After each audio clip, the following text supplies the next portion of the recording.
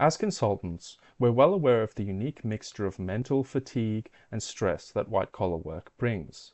According to the KPMG Mental Health Checkup in 2022, white-collar workers were 14% more likely than blue-collar workers to experience temporary disability due to a mental health condition. I'm Theo. Welcome to this Lunch and Learn. I'm an actuarial student here, and though I'm quite new, I've had to learn to manage this unique stress situation which seems to affect so many of us. First, I'll go over this study and some of its unique features. Then I'll cover how this uniqueness introduces some limitations. Then I'll cover 4 key insights as it relates to our work.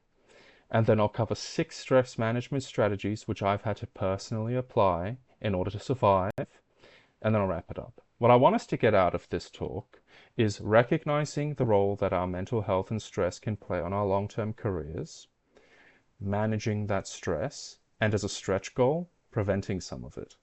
So the study. It uses insurance data, and this means that there is some objectivity, as well as some insight into the financial or career-related impacts that not looking after your mental health has. The second is that it's a very large study with almost 10,000 mental health-related claims, meaning that the study can have very granular analysis, covering age, occupation, and gender. The last is the study covers the period from 2013 to 2022, meaning that we can see some time trends. Despite this uniqueness, it does bring limitations, and the first is that companies, life insurance companies, supply their own data, and they can reconcile and check that however they want, and that can affect our study. The second is about how insurance companies file or understand or manage their claims. 60% of the industry considers an agricultural scientist to be a white-collar profession.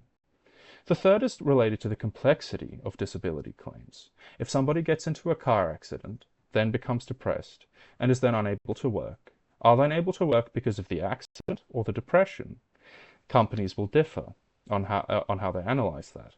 And the last is that there's been cultural change over this period. We're more aware of the effects of not looking after your mental health can have, and therefore we may be more likely to file mental health-related claims. Despite these limitations, there are very clear trends in the data, which is what I'll be going over now.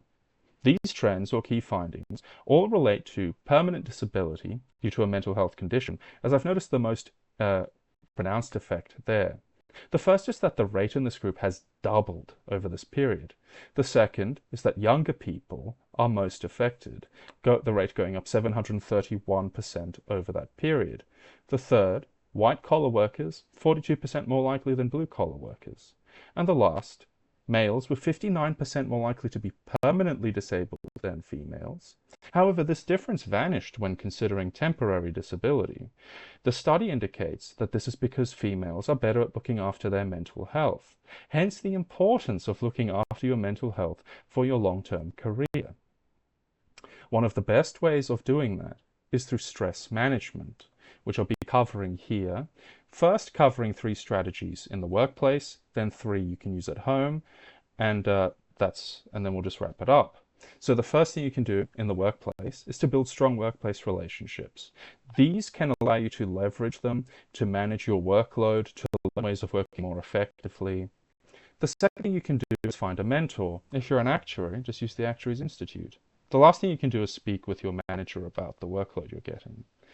Though this says preventing stress, it should really say preventing stress from workplace stress from leaking into your private life. So the first thing you should do is set hard boundaries.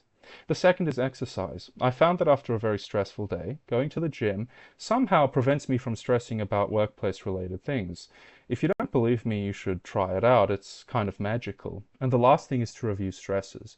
Write them down, and then write down a plan of attack for each one. Can you manage it? Can you avoid it?